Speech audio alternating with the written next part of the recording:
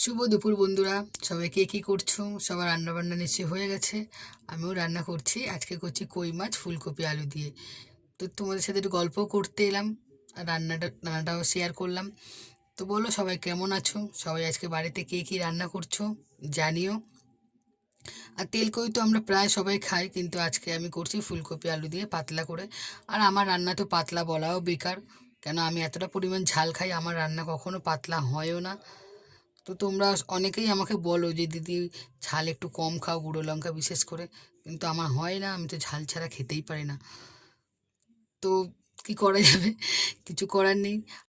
আর একটা কথা তো হচ্ছে কি, যে তোমরা অনেকেই আমাকে ইনবক্সে জিজ্ঞাসা করো দিদি কাজল দি মানে কাজল বৈদ্য, উনি কি তোমার বোন হয়? তো হ্যাঁ, ও আমার বোন হয়, আমার ছোট বোন, আমি ওর দিদি হই।